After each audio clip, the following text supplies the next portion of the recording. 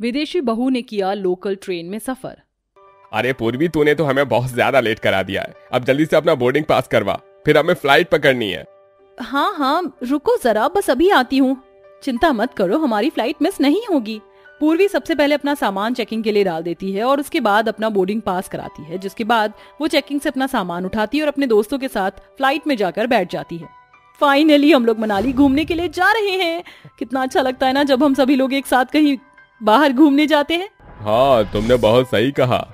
वो सभी अपनी फ्लाइट से मनाली पहुंच जाते हैं और वहां पर बहुत एंजॉय करते हैं। बाप रे बाप, यहाँ तो बहुत ठंड है। पूर्वी को ठंड लग रही होती कि तभी नताशा, उसकी सहेली, उसके ऊपर बर्फ फेंक देती है। नताशा की बच्ची, तुमने मेरे ऊपर बर्फ फेंकी, रुको अभी तुम्हें मजा चखाती हूँ। पूर्वी ऐसा कहकर बर्फ उठाती है और उसे अपने दोस्तों के ऊपर फेंकने लगती है। ऐसे ही वो सभी मनाली के अंदर बर्फ में खूब मस्ती कर रहे होते हैं कि तभी अचानक से पूर्वी को एक जोरदार झटका लगता है और उसकी नींद खुलती है। ये क्या, मैं तो रेल में बैठी हुई सपना देख रही थी। वो भी क्या दिन थे। लगता है मेरा स्टेशन आने वाला है। जल्दी से गेट के पास पहुंच जाती हूँ। पूर्वी अपना सामान लेकर रेल के अंदर गेट के पास पहुंच जाती है, जहां उसे बहुत धक्के लगते हैं।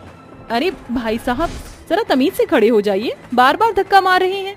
अरे अगर इतनी ही दिक्कत है तो क्यों चढ़ती हो लोकल ट्रेन में? ज्यादा फैसिलिटीज चाहिए तो वीआईपी ट्रेन में जाया करो। पता नहीं कहां कहां से उठकर आ जाते हैं। रेलवे स्टेशन आते ही वो आदमी और बाकी के लोग भी स्टेशन पर उतर जाते हैं और पूर्वी सोच में पड़ जाती है। जैसे ही वो स्टेशन उतरती है, वो रिक्शा लेकर अपने ससुराल पहुंच जाती है।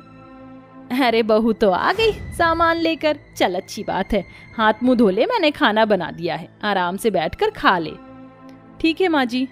ऐसा कहकर पूर्वी अपने हाथ मुंह धोती है और आराम से बैठकर खाना खाने लगती है। खाना खाते खाते उसे अपने फिर से पुराने दिन याद आने लगते हैं। वो भी क्या दिन थे जब मैं डाइनिंग टेबल पर बैठकर खाना खाया करती थी। मेरे पिता मुझे अपने हाथों से खाना खिलाया करते थे और बहुत प्यार किया करते थे। खाने में हर एक चीज़ मेरी पसंद की होती थी। मुझे वो दिन बहुत याद आते हैं।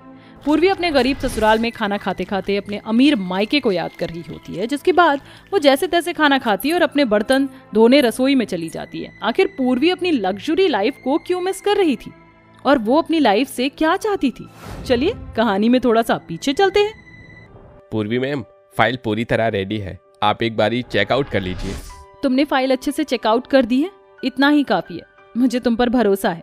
सॉरी मैम, दरअसल ये फाइल मैंने चेकआउट नहीं की है, बल्कि एक विनय नाम का लड़का नया ऑफिस में आया है। वो इस ऑफिस में पियून की जॉब करता है, लेकिन बहुत पढ़ा लिखा है। अमित की बात सुनकर पूर्वी फौरन फाइल उठाती है और उसे चेकआउट करने लगी। फाइल चेक करने के बाद उसे सब कुछ चीजें परफेक्ट नजर आती हैं, जिसके चलते पूर्वी भी अपने मन में सोचती है, इतना पढ़ा लिखा होने के बाद ये लड़का ऑफिस में पियून की नौकरी क्यों कर रहा है? भला ऐसा कैसे हो सकता है? मुझे इसका एक बार इंटरव्यू लेना होगा। पूर्वी विनय का इंटरव्यू लेने के लिए उसको अपने कैबिन में बुलाती है, जहां पर वो विनय की पर्सनालिटी और उसके फेस को देखकर उसके ऊपर फिदा हो जाती है। तो दूसरी तरफ विनय इंटरव्यू को बहुत अच्छे से क्लियर कर लेता है। इसी के चलते पूर्वी उसे एक अच्छी पोजीशन दे देती है। आपका बहुत बहुत शुक्रिया मैडम, मुझे इस नौकरी की बहुत जरूरत थी। दरअसल मैं बहुत गरीब परिवार से हूँ और मेरे घर में बहुत परेशानी चल रही है। मैं अपने परिवार को एक अच्छी जिंदगी देना चाहता हूँ, इसलिए मैंने इस कंपनी में पियून की नौकरी शुरू कर दी थी। तुम्हारा काम और तुम्हारी पढ़ाई तुम्हें पियून की नौकरी के लिए नहीं, बल्कि इस ऑफिस में एक अच्छे एम्प्लॉय की जगह देने के लायक है। जो मुझे सही लगा मैंने वही किया। चलो अब मैं चलती हूँ, कल से काम अच्छे से करना। पूर्वी ऐसा कहकर कार में बैठ जाती है और वहां से चली जाती है, जिसके बाद पूर्वी कार में बैठी हुई मन ही मन मुस्कुराने लगती है। अच्छा और समझदार लड़का है, इतना पढ़ा लिखा होने के बाद भी जरा भी घमंड नहीं, ऊपर से इतनी छोटी पोजीशन की नौकरी कर रहा था। आज मुझे बहुत खुशी हुई उसे उसके लायक की नौकरी देकर। पूर्वी उस दिन के बाद से विनय को बहुत ज्यादा नोटिस करने लगती है। इसी के चलते उसे उससे बहुत ज्यादा प्यार हो जाता है और एक दिन पूर्वी भी अपने प्यार का इजहार कर देती है, लेकिन विनय अपनी सारी मजबूरियां पूर्वी को बता देता है। मैं इतना गरीब हूँ कि तुम मेरे साथ रह नहीं पाओगी। तुमने बचपन से अमीरी देखी है और मेरे साथ गरीबी के 2 दिन भी तुमसे झेले नहीं जाएंगे। विनय, तुम ये कैसी बातें कर रहे हो? अपने प्यार को हासिल करने के लिए तो मैं किसी भी हद तक जा सकती हूँ, और तुम अपनी गरीबी की बात कर रहे हो। देखना बहुत जल्द मैं तुम्हारे पूरे परिवार को बहुत अच्छे से समझ जाऊंगी। तभी पूर्वी बर्तन धोते धोते खुद से कहती है, कहीं मैंने कोई गलत डिसीजन तो नहीं ले लिया। मैंने विनय से शादी तो कर ली, लेकिन मैं इस गरीबी को झेल ही नहीं पा रही। इससे अच्छा तो मेरी पहले की जिंदगी थी, जिसमें कोई परेशानियां नहीं थी, जितना चाहो उतना पैसा खर्च कर सकती थी। शादी के बाद तो सब कुछ बदल ही गया। पूर्वी ऐसा सोचकर घर के सारे काम करती, जिसके बाद वो थोड़ी देर आराम करने अपने कमरे में चली जाती है। लेकिन तभी अचानक से बारिश शुरू हो जाती है और बारिश के चलते उसकी छत से पानी टपक कर उसके मुंह पर गिरने लगता है। ये क्या, पानी तो मेरे मुंह पर गिर रहा है, अब मैं क्या करूं? पूर्वी को जहां पर सूखी जगह नजर आती, पूर्वी भी वहीं पर अपना बिस्तर कर लेती और सो जाती। अगले दिन फिर से पूर्वी सुबह के समय उठती और सभी का नाश्ता और अपना लंच बनाकर तैयार कर लेती। विनय जी, मैं ये कह रही थी कि कब तक आप साइकिल चलाओगे? एक बाइक क्यों नहीं ले लेते? बाइक होगी तो मुझे ट्रेन में सफर करने की जरूरत नहीं पड़ेगी। आप मुझे मेरे ऑफिस छोड़ दिया करोगे। तुम जानती ही हो मेरे पास इतने पैसे नहीं है कि मैं एक बाइक खरीद सकूं, लेकिन चिंता मत करो, एक वक्त आने पर मैं ये सब जरूर खरीद लूंगा। अभी हमें जितनी हो सके उतनी बचत करनी चाहिए। विनय की बात सुनकर पूर्वी को अंदर से बहुत बुरा लगता है, लेकिन वो विनय को कुछ नहीं कहती, जिसके चलते वो रेलवे स्टेशन पहुंच जाती है और लोकल ट्रेन पकड़कर अपने ऑफिस के लिए निकल पड़ती है, जहां उसे धक्के मुक्के खाकर जाना पड़ता है। जैसे ही वो ऑफिस पहुंचती है, ऑफिस के बाहर उसे उसकी अमीर सहेली मिल जाती है।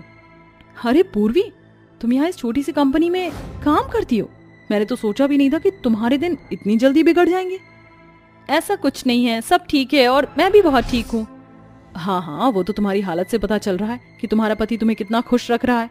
अरे अपने पिता की मर्जी से शादी की होती तो शायद ऐसा ना होता। खैर छोड़ो, तुम्हें समझाकर भी क्या ही मिलेगा मुझे। जिया ऐसा कहकर वहां से चली जाती है, लेकिन पूर्वी को इस बात का बुरा लगता है। जब वो रात को फिर से ट्रेन में धक्के खाकर वापस घर पहुंचती है तो इस बार विनय से उसकी लड़ाई हो जाती है। जब से शादी की है तब से मैं ट्रेन के धक्के खा रही हूँ। आपने एक बार भी मेरे बारे में सोचा कि मैं ये सब कैसे झेलती रहूंगी? पूर्वी, मैंने तुमसे कोई जबरदस्ती शादी नहीं की, मैं तुमसे प्यार करता था, ये बात अलग है, लेकिन तुम्हें मैंने सब कुछ बताया था और सब जानने के बाद ही तुमने शादी की थी। सही कहा तुमने, सब जानने के बाद ही मैंने अपने पैर पर कुल्हाड़ी मार ली, लेकिन अब और नहीं, मैं घर छोड़कर अपने पिता के घर जा रही हूँ।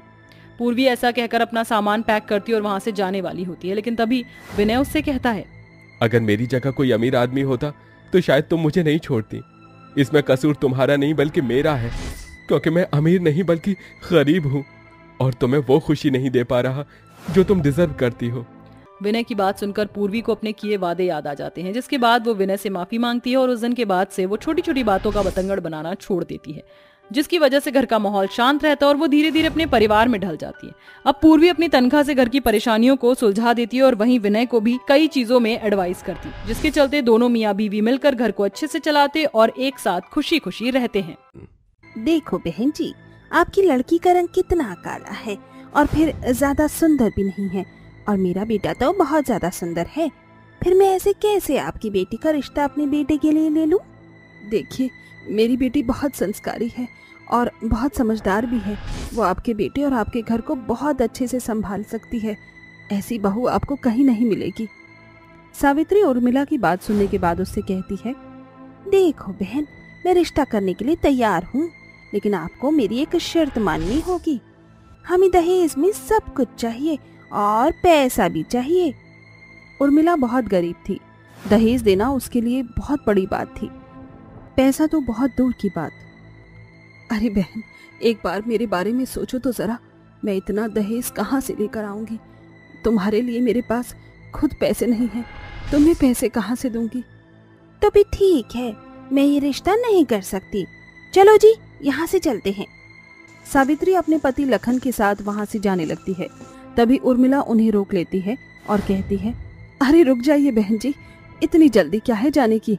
देखो, मुझे आपकी शर्त मंजूर है, मैं आपको दहेज देने के लिए तैयार हूँ और पैसे भी दे ही दूंगी, लेकिन आप इस रिश्ते को मना मत कीजिए।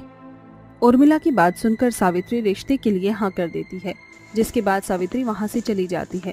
उसके जाने के बाद उर्मिला की बहू शगुन उससे पूछती है, अरे माँ, हम इतने गरीब हैं, आप इतना सारा दहेज और पैसा कहाँ से लेकर दोगी? कहाँ से दोगी मेरी शादी में इनको इतना सारा दहेज?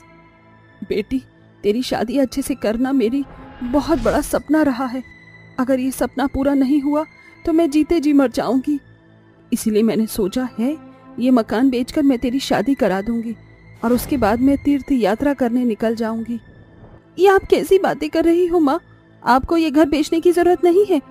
तीर्थ यात्रा भी तो एक न एक दिन खत्म हो जाएगी, उसके बाद आप कहाँ रहोगी? वो तो भगवान के द्वार में ही मेरा घर है, तुम चिंता मत करो, मेरी बिल्कुल भी सब कुछ ठीक हो जाएगा और अब तुम खुशी खुशी शादी की तैयारियों में लग जाओ। शगुन अपनी माँ को कई बार समझाने की कोशिश करती है, लेकिन उर्मिला उसकी एक नहीं सुनती, जिसके चलते वो अपने घर के कागजात लेकर गांव के मुखिया के पास पहुंच जाती है और अपना मकान बेच देती है, जिसके बाद उसे खूब सारे पैसे मिल जाते हैं। उनसे वो अपनी बेटी के लिए दहेज खरीदती है और साथ ही कुछ पैसे सावित्री को देने के लिए रख लेती है। वहीं दूसरी तरफ दोनों परिवारों में शादी की रस्में चल रही होती हैं और देखते ही देखते वो दिन भी आ जाता है जिस दिन शगुन की शादी सौरभ से हो जाती है। ये लो बहन, मिठाई खाओ, शादी संपन्न हो गई। अब हम अपनी बहू को लेकर चलते हैं। उर्मिला खुशी खुशी अपनी बेटी को विदा कर देती है। उसे लगता है कि अमीर घर में जाने के बाद उसकी बेटी बहुत खुश होगी। ऐसा कुछ नहीं होता। शादी के बाद उसके ससुराल वाले उसे कुछ भी नहीं समझते। ये क्या, कोई भी काम ठीक से नहीं करती हो तुम? जब देखो कभी अपने कमरे में तो कभी गार्डन में बैठी रहती हो। अरे जाओ, जाकर हमारे लिए खाना बना कर लाओ। माँ जी, मैंने खाना तो पहले ही बना दिया था। चलिए मैं आपको परोस देती हूँ। तेरी इतनी हिम्मत की तो हमें बासी खाना खिलाएगी? अभी अभी ताजा ताजा खाना बना और लेकर आ, और अगर तूने मेरी बात नहीं सुनी तो मुझसे बुरा कोई नहीं होगा। सावित्री की बात मानकर शगुन रसोई में जाती है और दोबारा से ताजा खाना बना कर लाती है, जिसके बाद वो पति सौरभ के कपड़े प्रेस करने लगती है। अरे ये कौन से कपड़े तुम प्रेस कर रही हो?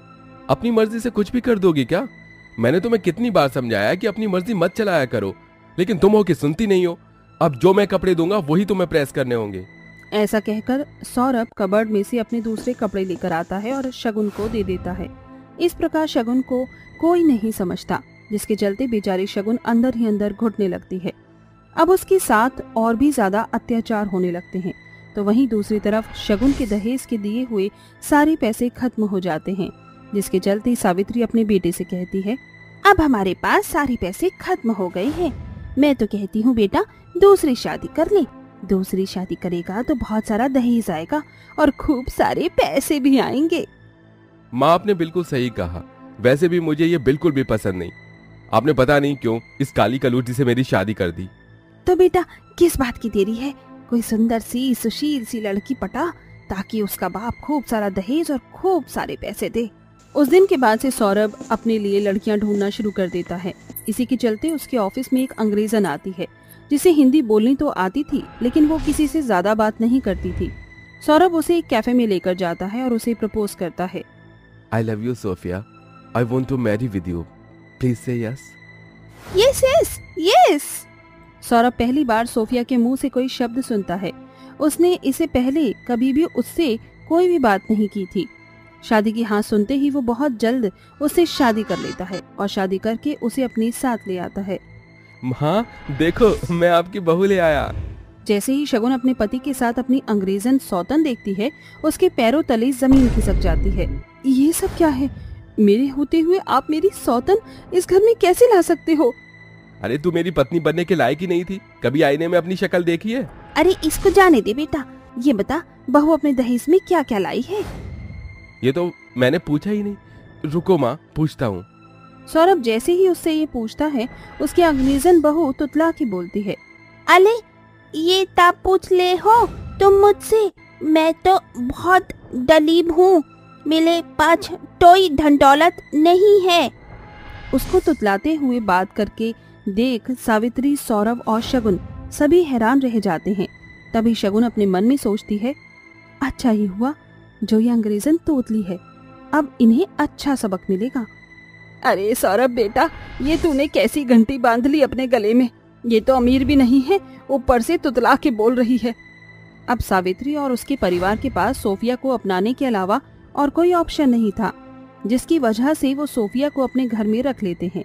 लेकिन सोफिया बहुत घमंडी किस्म की थी और वो पहले दिन से ही अपनी सास और सौरभ पर हुक्म चलाना शुरू कर देती है। अले ओए, तेल को समझ नहीं आता? तू कितनी देर से यहाँ से वहाँ घूम रहा है? चल जल्दी से मेरे पैर दबा। क्या दबाऊं?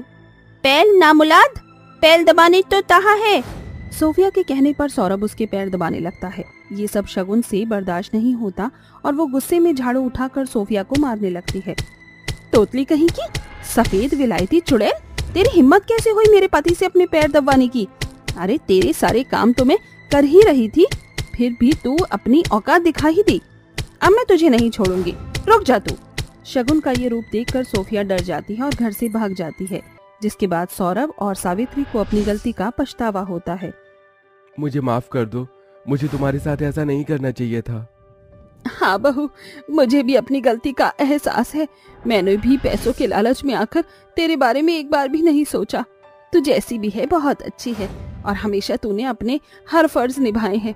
हमने ही तुम्हारी कदर नहीं की, हमें माफ कर दे बहू। कोई बात नहीं माँ जी, आप सभी को अपनी गलती का एहसास है, मेरे लिए इतना ही काफी है। उस दिन के बाद से शगुन की जिंदगी में सब कुछ ठीक हो जाता है और वो अपने ससुराल में हंसी खुशी रहने लगती है।